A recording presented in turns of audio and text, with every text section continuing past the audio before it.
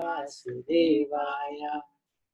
So, wanted to seek the blessings of the devotees and also the good wishes so that we can continue with diving into the nectar of the Bhagavad Gita. So we're entering into the final third, the Gyan section of Bhagavad Gita, which is always very interesting to read, because Krishna goes into quite some detail on certain aspects of Vedic philosophy. So before we start, we can read this review by a theologian. How do you say that? Theologian, Thomas Merton. The Gita can be seen as the main literary support for the great religious civilization of India, the oldest surviving culture in the world. The present translation and commentary is another manifestation of the permanent living importance of the Gita. Very nice comment. Permanent living importance of the Gita. So Gita was spoken on the battlefield, and we are, of course, in a battlefield of our own. Everyone has to live in this world, and usually it's a battle. So that's where the Gita is spoken on the battlefield, to show us that actually it's important in our everyday life. So 13th chapter is called, in English, Nature, the Enjoyer, and Consciousness. Even just the title is quite interesting. So very brief summary of the 13th chapter. In fact, before we even go there, I think it's important to understand that the Lord is totally inconceivable, and to try to sort of understand Him with our limited mind is always going to be a challenge. And I got one very good example. During Srila Prabhupada's time, there were two devotees, Yamuna Devi, who's actually passed away now, a very nice devotee who joined, pioneering devotee in the UK. She was one of the first to join as well, to help Prabhupada cook and so many things she did. And Madhu Dwisha. He was a sannyasi, and he did a lot of pioneering work in Australia and other countries. So they were having an argument between themselves. That one, Yamuna was saying, I think she was saying Radha and Krishna. There's no difference between Balaram and Krishna. And Madhu Dwisha was saying there is a difference between them, because Krishna is with Radha and Balaram is separate from them. So they kept having this argument, because in Prabhupada's classes, he would say that there's no difference between the two, apart from one is black and the other is white. But then there is a difference at the same time. So they went to Prabhupada and tried to resolve their difference. So Madhu Dwisha said, Yamuna is saying that Radha and Krishna, Krishna and Balaram are one. They're not different from each other. Or the other way around, I can't remember exactly which way. And he said, yes, that is correct. And then he said to Prabhupada, well, in your lectures, often you say that the only difference is one is white, one is black. There's no difference between the two. And Prabhupada said, yes, that is correct as well. And then Madhu Dwisha said, well, isn't that a contradiction? That on one hand you're saying Krishna and Balaram are the same, and on the other hand you're saying they are different as well. And Prabhupada said, yes, that is correct as well. So it is inconceivable. So trying to understand this philosophy of Supreme Personality of Godhead with our tiny minds, we try to understand something that's unlimited. So we may not always understand the inconceivability of it all. That's why we need patience and we need faith. Very, very important. But even if we don't understand what we are listening to, it's still purifying us. And there's another example of a student being asked by his guru to take a pot of water to the Ganga and get the water back to him. But the pot had lots of holes. Every time he would go, and he'd come back empty, because there were so many holes, the water would just go. So the Guru said, yeah, come on, I need the water. So this time he went to the Ganga, tried to hold the bottom with his hands, so covering the holes, bringing the pot back. Of course, by the time he got back to the Guru, all the water had come out. So then he confronted, he said to the Guru, this is hopeless. How can I bring water when there's so many holes in the pot? There's nothing left for you. So the Guru then explained to him that this is exactly how Gita works. Even there may be so many holes in our minds, and all the nectar of the Gita is just flowing through, really catching it. The purpose of this is, there's still some purpose, because just like the pot is still being cleaned by the Ganga water. That's what he said, the pot is still being cleaned. So even though the water is not hanging around in the pot because of the holes. So even though the nectar of the Gita may not be contained within our mind, just flowing through, still it is cleansing our minds. This is the point. The nectar of the Gita will still purify us, transform us. So don't worry too much if this Gyan section is a little bit complex. Krishna is basically giving the same information as given before, but in a little bit more detail, more analytical way of doing it. And the reason he's doing this, of course, Arjuna is asking the question, very detailed question. He's asking about who we are, whose nature is, and who is the knowledge, object of knowledge. He's really asking some deep questions. But Krishna is answering them in a deep way in order to strengthen our conviction and also deepen our understanding, to increase our foundation in bhakti. This foundation is very important. If you build a house, you need strong foundations. So we're trying to build this bhakti within us. We need strong foundations. But if we don't understand, doesn't mean we're going to go to hell. That's not the point. If we understand, it's going to help us. So he asks Krishna to define 6 subjects. Prakriti, material nature. That's the material world. So I'm just giving you the answer as well at the same time. Purusha, the enjoyer. That's Krishna. He's asking to explain Kshetra. What is the Kshetra? The field of activities, our body. Kshetra Gyan, who knows this field? The soul, at least in partial knowledge. Jnanam, he's asking about Jnanam. What is knowledge? What is the process of knowing? And he's asking Gnayam, what is the object of knowledge? So these are the 6 questions. And Krishna describes the answers. What is knowledge? He describes the nature of the soul, and he describes material nature and also the soul's interaction with this material nature. So let's get started. Who'd like to read? Any volunteers to read? Kanchan, would you like to read? I was just saying, you must have 6 cents in it. Yes, please.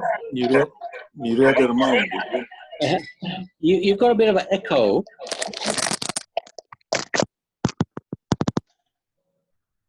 Okay.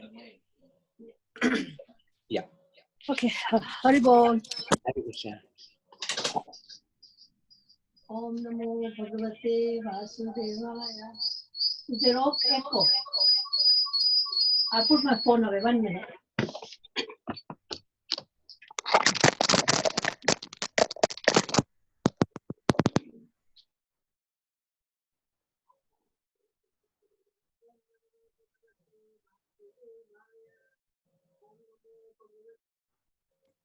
Om Namo Bhagavate Vasudevaya.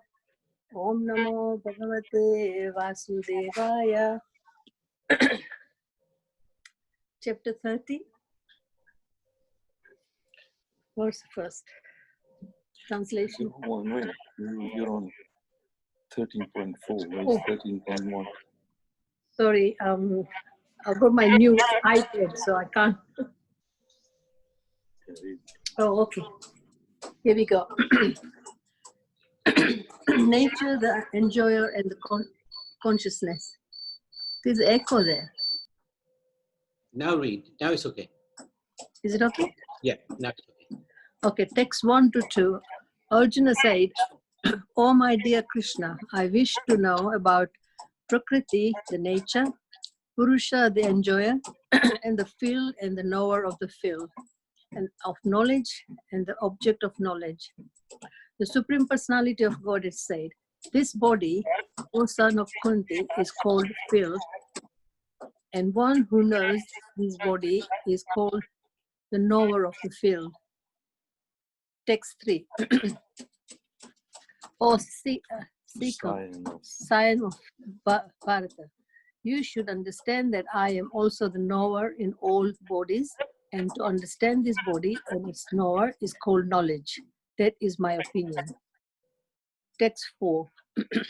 Now please hear my brief description of this field of activity and how it is constituted, what its changes are, whence it's produced, and who that knower of the field of activities is, and what is his influence are. Text 5. The knowledge of the field of activities and of the knower of the activities is described by various sages in various Vedic writings. It is specially presented in Vedanta Sutra with all reasoning as to cause and effect. Text 6 to 7. The 5 great elements, false ego, intelligence, the unmanifested, the 10 senses and the mind, the 5 sense objects, desire, hatred, happiness, distress, the aggregate, the life symptoms, and the convictions of all of these are considered in a summary to be the field of activities and its interactions. That's it, I think. Yes. Thank you. Thank you very much, Kamakshi. Devi, thank you very much. Very good. So text 1 to 7. So we take a little pause there. And this is where Krishna's beginning to answer. Arjun's asked the 6 points, 6 questions, 6 subjects he wants to know about. Prakriti, Purush, Kshetra, Kshetra Gyan, Gyan, and Gyanam. Yeah, and Krishna's answering them slowly, one by one. And what are these 6 points? Prakriti is material nature, the world we're living in, which consists of 3 modes of material nature. Purusham is the enjoyer, Supreme Personality of Godhead himself. Kshetram is the field that we're acting within this world, this body, what we're acting with. Kshetragyan is the soul, the living being, living entity. Gyanam is knowledge, and Gyanam is the object of knowledge. So we'll come to that in a little while. These subjects are key constituents of the Vedic philosophy, and Krishna therefore spends the entire chapter defining and discussing them. Arjun's astute inquiry creates the opportunity for Krishna to offer answers to life's most profound mysteries. Krishna begins by defining Kshetra and Kshetragyan. Now, the idea of this is we can learn about these various constitutions of our body, and that will give us the ability to control our desires, because we will see where these desires origin, how we can control our desires and focus our attention on the Supreme Lord. So let's have a little bit of a deeper look into what Krishna was saying. Now, if you just ignore the bottom third of the diagram at the moment, I didn't get a chance to sort that out. But if we see the different constitutes of this body, there's 24 different elements. Krishna explained that in verses 6 and 7. So we're going to have a look at all of those. Not in great detail, but at least have a look at what they constitute. Now, the 5 great elements, the gross material elements, right? Earth is one of them. Can anybody name me another? Water. Yes. Fire. Yes. Ether. Yes. Space. And Akash. Yes. Yes. Space. Yes. Air. Air. Very good. Very good. Very good. Very good. 5 gross material elements. This is what the body is constituted of. This is the, what we are thinking is alive is actually already dead, because it's just made of these 5 constitute elements. And then, anybody know what the objects of the sense? I'll give you one, the form, when we look at it. I'll give you, okay, let's see. Anybody else like to share? What are the objects of the senses? Is it vision? Sound. Form, You want sound, to hear? sound, Yeah, yeah. sight, Yes. sight, Touch. Yeah. Touch. sight, touch, smell. Sight is the first one, it's in the form. Seeing it. Sound, smell. We always want to smell nice things. It's one of our objectives in life, to smell the nice flower, nice incense, taste nice food. These are the 5 objects of the senses, what we're trying to satisfy, our taste. We're trying to touch something nice, we're trying to see something nice, we're trying to hear something nice, smell something nice. So that's 5 plus 5, that's 10. We're going to have to come up to 24. And then we've got the senses. We've got 5 knowledge acquiring senses and 5 working senses. What are the knowledge acquiring senses first? I'll give you a hint. Eyes. Eyes, good. Anything else? What else? Ears, Hands, Hands, working senses. Ear, nose. eyes, ears, nose, mouth, Yeah, tongue. that's it, that's it. Good, you got it. Those are the knowledge acquiring senses. They're always trying to, they're looking for things. Good, good, good. Oh, that's Pitam. That's Pitamba. Oh, very good, Pitamba. Very good, you got them. Then what are the working senses which we're working with? Giving you a hint here. Hands, Hands, legs, yeah. Our voice, voice, and then the anus of the genitals. genitals. Yeah, that's right. So that makes, we're doing well. That's 20. That's not bad. That's not bad. These are fairly easy to remember. The 5 gross elements are very easy to remember. The objects of the senses, very easy to remember. What are we aiming to satisfy? And then what are we using? Yes, what are we using to find nice things to look at, nice things to hear? So the eyes and the ears and the nose and the tongue and the skin. And then the working senses, hands, legs, voice, anus, genital. Okay?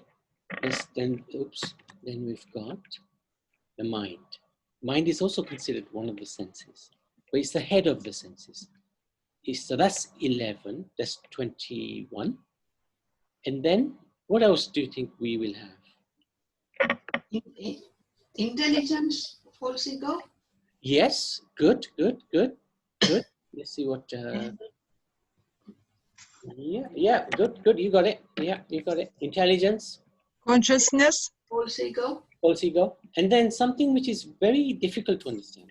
Vishnu Tattva, Shiv Tattva. Vishnu Tattva, is it? Similar. It's not Vishnu Tattva. It's not even Mahatattva. It's something called the Pradhan. Pradhan is a little difficult to explain, but basically, this is the 24th element. In fact, actually, this is the main element. And this Pradhan is a subtle form of material nature. It's when it hasn't quite formed, that's called the Pradhan. When the total material elements are manifested by the interaction of 3 modes of material nature, it becomes Prakriti, which is all of these. This is all Prakriti. The Pradhan is before the stage, it becomes all of this. When we're all in Mahavishnu, not quite, the material nature hasn't manifested. So that's also considered one of the 24 elements. So there you go. This is 5, 15, 20, sorry, 5, 10, 15, 20, 21, 22, 23, and 24. So that's the field of our activities, the 24 elements. And that's effectively what this body is constituted of, basically. And every, the fields of activities transform. And this is when you know that the Atma is in a particular body. There's birth, and then it grows, it stays for some time, it produces offspring, dwindles, and then there's death. So these 6 transformations are there, which indicate that the soul is living in a particular body. And then the interactions of the field of activities, we have desire and hate, happiness and distress, which are 2 opposite ends. And the living symptoms are represented by consciousness and conviction, manifested through the subtle body, mind intelligence, and ego. So, yes. So, that's correct, Pitambar. All created beings, this is 228, all created beings are unmanifest in the beginning, manifest in the interim state, and unmanifest again when they are annihilated. So what need is there for lamentation? That's very good, very good, well done. So basically, this is the lesson. It's not an easy one, but it's good to just understand what this body is constituted of. But we are beyond all of this. We are beyond all of this. We are the spirit soul in charge of this field of activities. Okay, so Madhusudan Prabhu.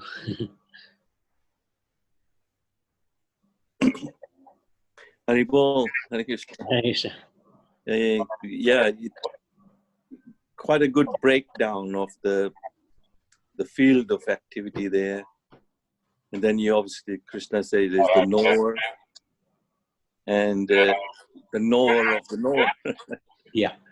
Yeah, so actually I like, Prabhupada explains this quite nicely in the purport as well, that when Krishna says, I am the knower of the field of activities in every individual body.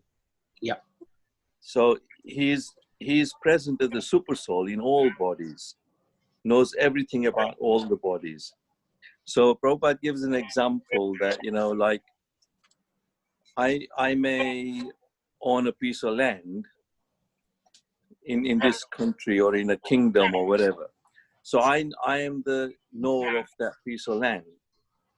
But then the king knows about my land because he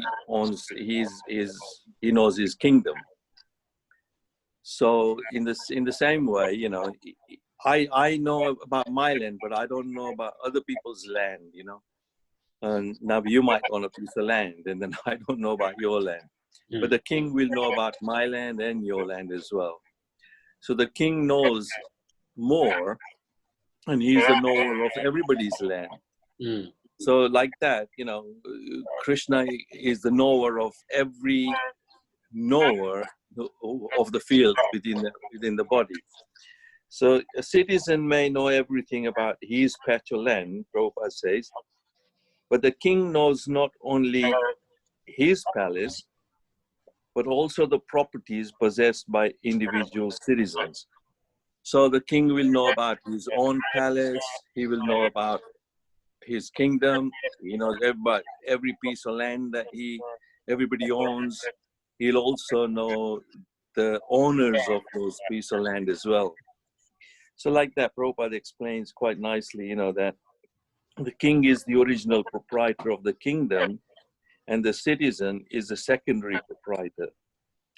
Similarly, the Supreme Lord is the supreme proprietor of all the bodies. So he owns the body, and this body, which is made out of all these different 24 elements that you've quite nicely broken down here. And it's a gift to us, actually, this body that we get. It's a gift. And then it's actually our right to use the body in the right way and look after it, obviously, not abuse it. And because we are the knower of our own body, but Krishna as a super soul is knower of me as a soul and my body as well. But he also knows everybody else's body and the knower of the body. So it's just quite intricate, but it's the word Kshetragna. Kshetra is a field of activity, just like Kurukshetra or Dharmakshetra. So like that, this body is a Kshetra, the field of activities. So we perform activities within this body using all these different elements, earth, water, fire, air, and obviously eyes, ears, nose. But, you know, we use that in Krishna's service ultimately, you know. So Krishna says, I am also the knower of the field of activity. So I hope that helps, but see the purport Prabhupada quite nicely explains, using the analogy of the kingdom and the king and the land and owners of the land. Okay, good. Any questions? Naliben? Yes. Yes, and when you say brothers, they say it is Vishnu Tattva. So I'm quite confused. This was about somebody at the manor, at the Easter retreat. Yeah, no, Pradhan is difficult. It's not Vishnu Tattva at all. Nothing to do with Vishnu at all. Or not Mahatattva? Mahatattva? Even Mahatattva's got nothing to do with Vishnu. I have to check on that. Mahatattva is the total material or everything that's in the body of Vishnu, which comes out when he breathes out. When he breathes out, the Mahatattva is released. And that's when all the universes are formed. But it's not Vishnu Tattva. Vishnu Tattva is... It's quite confusing, but we don't have to worry too much about that aspect. Just to know the Mahatattva is there, but it's there. Mahatattva comes after this Pradhan, actually. The Pradhan which is in a very subtle stage. It's not manifested completely yet. It's all together. And it becomes, when it comes in touch with these three modes of material nature, this Pradhan then turns into effectively Mahatattva. Effectively turns into Mahatattva.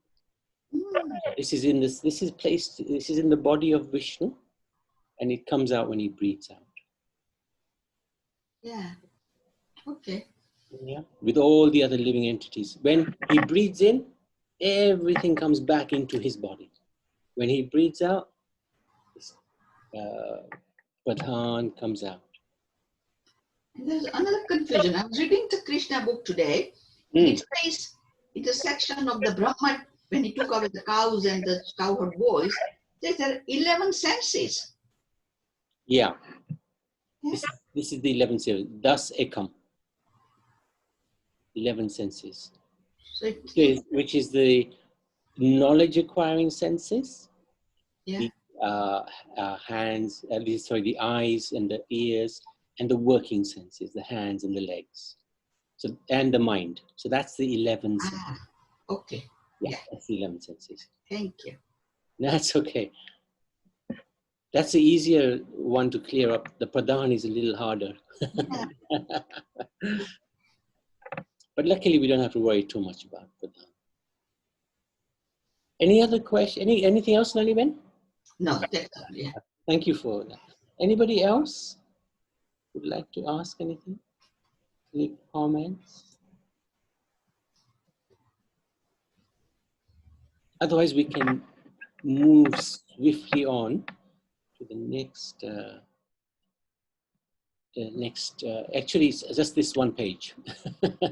It's all about knowledge, and it's text number 8 to 12.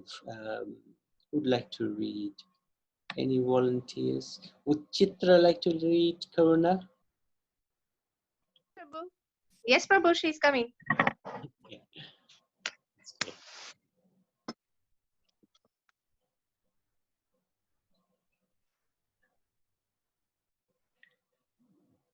Oh yes, you just read it downwards, and then there's Okay, two from columns. humility to detachment. Yeah, there's two columns, starting from humility. Text 8 to 12.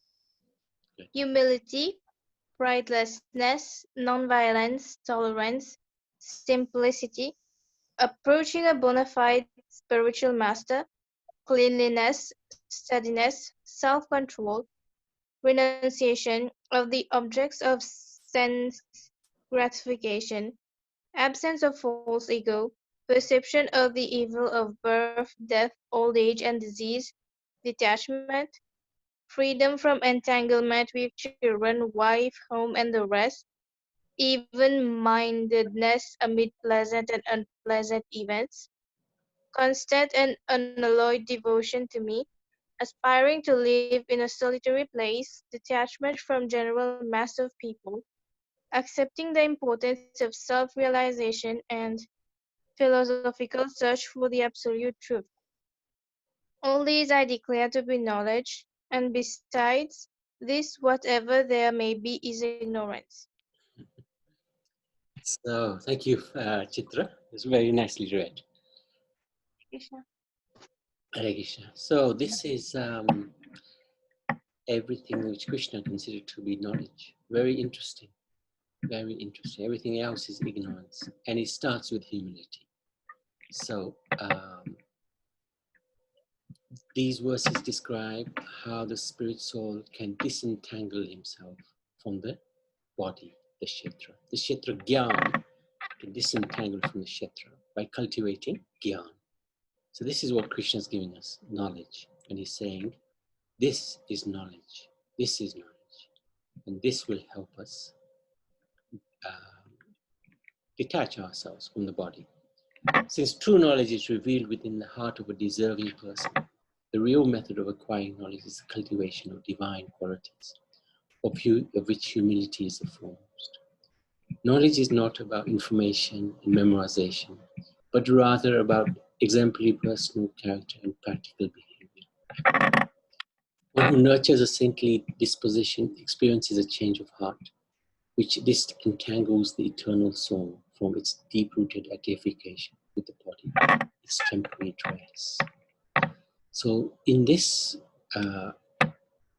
theme, we wanted to specifically focus on one of those qualities of knowledge, and that is the quality of humility. It's the first one Krishna mentions. So it must be very important because he starts with humility. Amanitvam. And now we can have a look at how we cultivate humility. I just wanted to actually ask devotees, what do you understand by humility? What does it mean to you? If anybody would like to share, what does humility mean to you?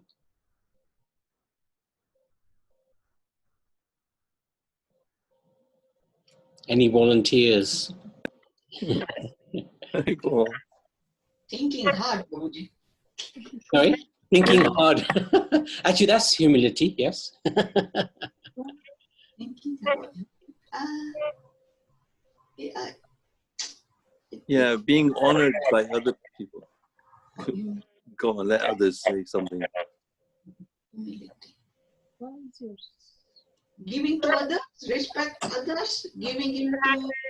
Being humble. Being humble. There are no wrong answers, by the way. So don't think you'll be wrong if you say something. Giving on to others. Yeah. Respect for others, yeah, of course. It's good. Being humble, yes. Aruna, anything else? Knowing it's not you who's in control, but it's like somebody else. So taking the I away, like I did it. I don't know if the terminology is here, but yeah, like it's not because everything didn't happen because of you. You know, there was lots of factors involved. So it's not taking Credit. when you get results, not taking it to your head, but realizing that there was lots involved for the results to occur. It wasn't you solely. It may be in your desire, but yeah, still at the end of the day, it's somebody else is in control, or the fact that basically, like if a big celebration had happened, you know, and somebody takes all the credit for it, well, they may have delegated roles, but there were like about 100 volunteers there running around. So if that sole person, if it's just that sole person, then no, that person on their own couldn't have done it. So that's good. yeah. And I like the way you said there are many factors involved, because actually it's exactly what Krishna says to Arjuna in the 18th chapter. We'll come across that, the 5 different factors that are involved when it comes to very well put. Not taking much credit for yourself. Yes. Keep a low, what I would say, low opinion of oneself in respect to the others. Say that again. Low opinion of oneself. I'm thinking yourself. Yeah. Not much of a important. Giving more to yourself. Yeah. Value everybody. Value everybody's and respect. Yeah. Valuing. Yeah. Value. Yeah. Yeah. Yes, that's good. Are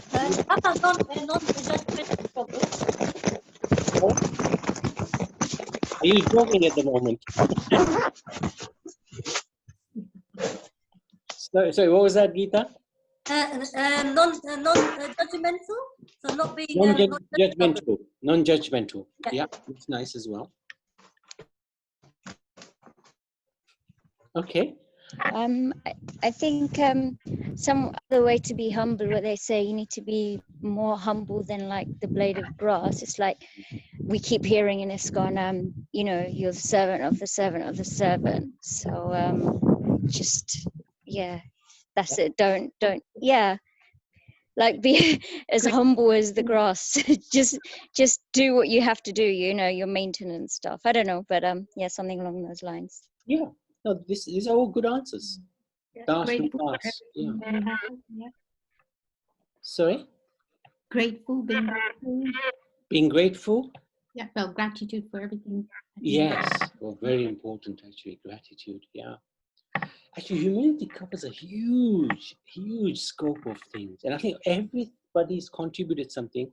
You're right. You're absolutely right, because that's all part of humility. And that's why Krishna gives it as the first quality, because it's actually quite all-encompassing as well. I'm going to cover what Prabhupada says about humility. Now, what he's saying, it's sometimes it's mistaken to be just being meek and humble, just meek in our behavior. Meek actually means weak. But it's not a question that humility is weakness. Humility is actually a source of huge strength. And we can look at that.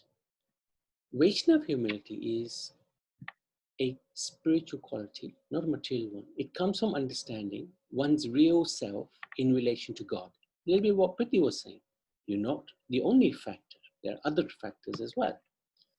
Real humility is the understanding that one is but an instrument or ordered servant of the Supreme Lord.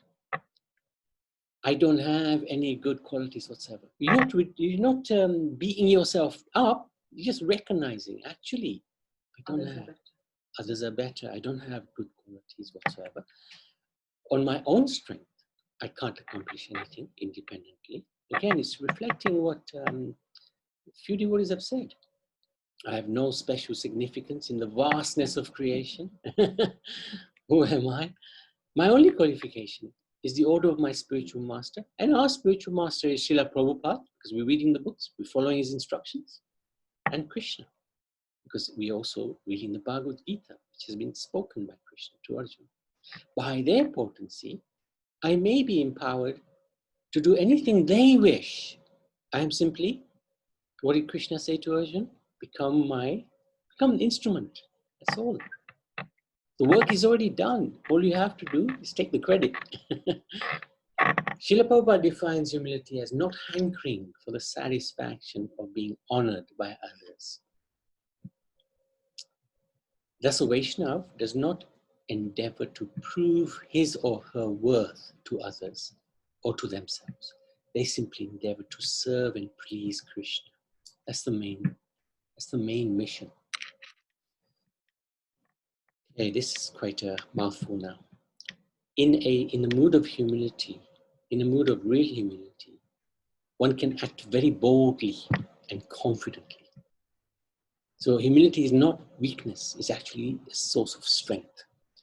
On one's personal behalf, a Vaishnava is very meek and tolerant. But when Krishna's service demands, a humble Vaishnava will do the needful in a complete mood of service. In mundane humility, the focus is on one's own inadequacies. I'm like this, I can't do this.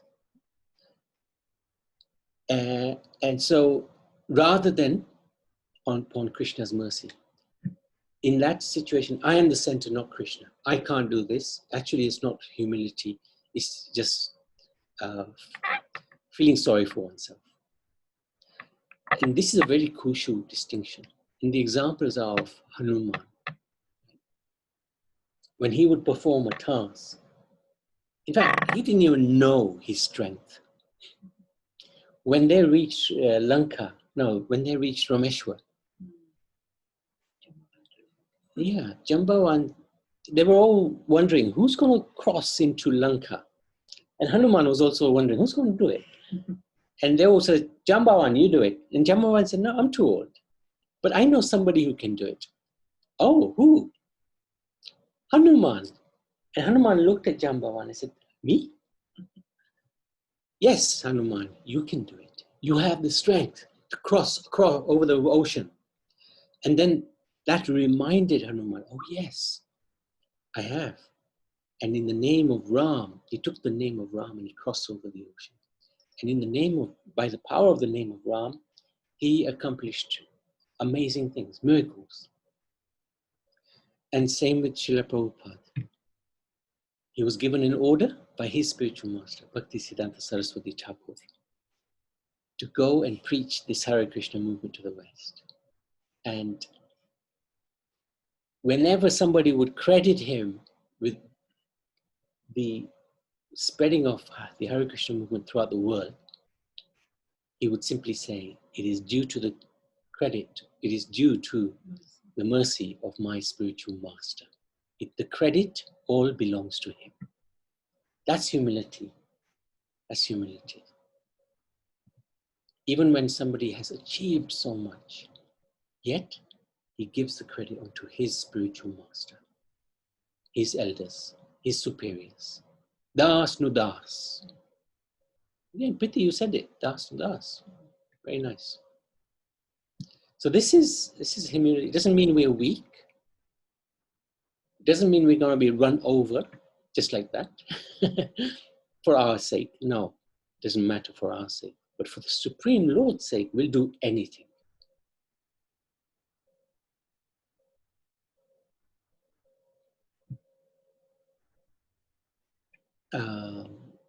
Madhusan Babu? Haribol. Yeah, this is one quality that is sometimes misunderstood actually as well.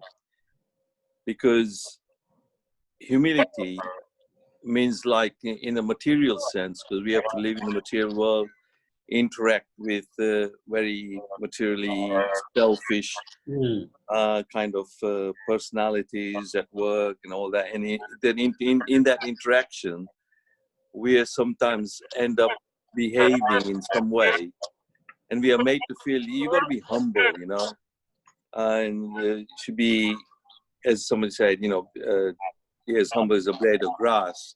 I know grass, we trod on it and we do anything, we cut it, it doesn't complain at all, but it gives its, you know, its beauty as well, and takes all the punishment. Sometimes we make to feel that we got to be like a doormat, you know, let everybody trod upon us, you know, and that and we are made to kind of be treated like that as well. And in that way, we tend to sort of lose self-respect. and lower self-esteem, and so we get used by people then. Yes. But humility here doesn't mean that, you know, you offer one, like they say, you know, slap on one side and then offer the other one as well, and slap me on the other side and treat me like whatever, you know. That's how humility has sometimes seemed to be like that. But like you say, you know, humility here is in the spiritual sense. We have to be proud of being Krishna's part and parcel. We are his, he is our, you know, as Krishna says, I'm the seed giving father. You know, we've got a very, very beautiful Lord who provides us with everything. He's given us the right to this human life and human birth and human body. And it's a gift to us, you know. So we have to be proud in that sense, but humble in the sense that, you know, look, I don't have any qualities that I can serve Krishna with. Even Prabhupada, when he starts the humility of Prabhupada, you know, when you mentioned, Navi, you know, the beginning of Bhagavad Gita also, he says, Om Jnana Timirandasya. We say that, you know, every time before we start. So, Om Jnana Timirandasya Jnananjana Salakaya Chakshurunmiltam Yenai Tasmai Shri Guruve Namah. So he's saying that I was in ignorance, and my spiritual master opened my eyes and give me the vision to see. And that's why I am where I am today, because of my spiritual master. And he doesn't want to be so proud and try to impress other people. There are certain religious leaders and so-called, Prabhupada mentions in the purport that sometimes people become very knowledgeable about certain things. They don't really understand the principle of religion and all that. And then they start to speak nicely and try to impress other people and gain followers and this and that. And then, you know, there's no humility in them at all. They want to use other people as well. So we have to be a bit careful about it. But Krishna is saying here, by being humble and in that mood of real humility, we have to be confident, you have to be bold, be brave and be fearless. Krishna is my protector. As Krishna wants to kill me, nobody can save me. If Krishna wants me to live, nobody can kill me. We're not afraid of anything or anyone. That's why Prabhupada's name is Abhay. Abhay, you know, he's fearless. And Prabhupada was fearless in coming out and giving this knowledge, you know, to us. So by looking at examples of other devotees who have served Krishna, like Hanuman and other great acharyas. So it's actually, you know, learning from their examples that we can gain the sense of this humility that, yeah, you know, actually I'm nothing really, you know, I am making progress because of the knowledge I'm getting from my wonderful God brothers, associates, and I'm fortunate that Krishna has given me this chance, this human birth, and we're taking advantage of it. So the knowledge of Bhagavad Gita is actually going to make us all feel very strong and not just be like a doormat and everything. You know, you talk to some Krishna conscious devotees, they're so nice natured, they got humility, but they are knowledgeable. They are very strong and fearful as well. Fearless, you know. Okay. That's nice. Thank you for sharing that. That was really good. Any other comments or questions?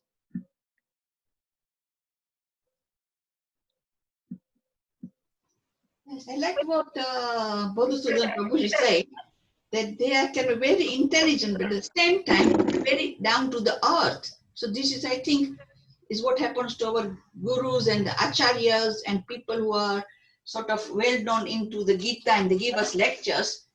They appear to be so humble, and yet they're so intelligent and they know a lot of things. The humility quality is very important. Sometimes we may also be, you know, like used as a doormat, as Madhusudan Prabhu says, it doesn't mean that just because somebody doesn't react, it doesn't mean that they are foolish. Maybe they're just humble. They realize, they know you're using me. I don't mind. You can use me. That is also a very strong sign of humility. Very strong sign of humility.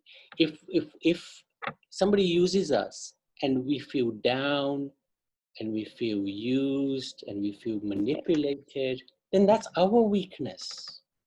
We're at fault. We're at fault. But if we feel, okay, you've used me, I don't mind. At least you use me in the service of the Lord. Or if not in the service of the Lord, I owe the debt to you for my past whatever karmas. It's finished, gone. Not that we become depressed or feel very weak. No, we know somebody's used us and we say, okay, I know it's happened. I'm not going to react. That's really good because that is part of this karma, vikarma, and akarma. When we know, somebody actually did say this to me from this group, I can't remember who it was, that so I feel used by somebody, but I'm not going to react. And that's really powerful statement. That's really powerful. And in that sense, Navi, the power is also in our own hands. You know, we can take back the power and say, look, I don't have to be used. I may have been used, and we don't have to get sold out to so many so-called gurus. And so there are cheaters and cheaters and all that, you know, and there is the propensity for other people to try and lord it over and control us and dominate over us, all that. But we have that power. And deep down here, once we start to understand that, I'm like Arjun, once he understood what Krishna is telling him, he feels so empowered. He can defeat any army, anybody in front of him. And he felt so strong after that, So the power is in our hands to gain back the respect that we owe to our own selves. We have to learn to respect our own selves first, and then others. And in that way, we showing the humility as well. Yeah. Priti, you have a comment? Yes, Prabhu. Yeah, I agree with what Madhusudan Prabhu just said at the end. Like when Arjun discovered who Krishna was, he could just drift through. It's like if we have like a task that's given to us, say a seva duty. I heard just today actually in some gatha where it's like it's a response. Think of it as a responsibility given to you by the Lord, and it's the Lord trust you that it's something you can carry out.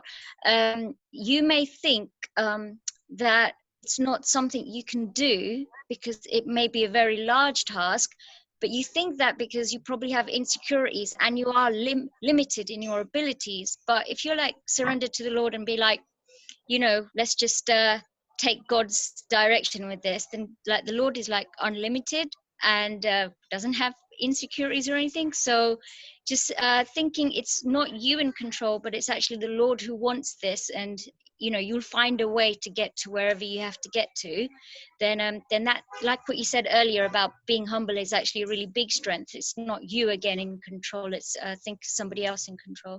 So that's what made me think of that reason, that thing that I just heard today. Very good, because we got to hear as well. Prabhupada says it. My only qualification is the order of my spiritual master in Krishna. By their potency, I may be empowered to do anything as they wish.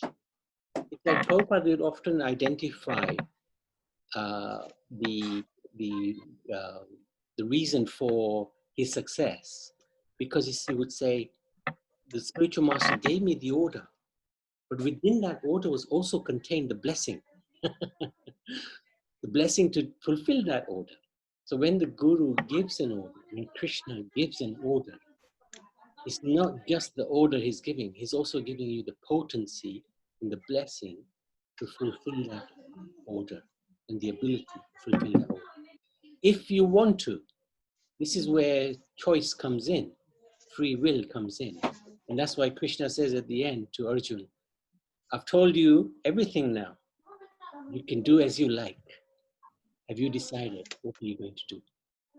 Gives him the choice. So if we choose to follow the order of the spiritual master, the blessing is in that order and the empowerment is in that order. Very nice realization, Priti. And just adding on to that, like if you do get stuck somewhere, then it's just you being humble if you ask for help, you know. So again, it's not just you entirely who is the sole reason why things could get done, but that is also having that humility to ask for help. But it's only because it's in you. Well, you got to realize that you've got to be humble as well. So yeah, to get things done. It's like Prabhupada, you know, he was single-handedly doing the cooking, especially in the early days, cooking, cleaning, serving, everything, the class. He would run the whole, and we're talking about 70, 80 people.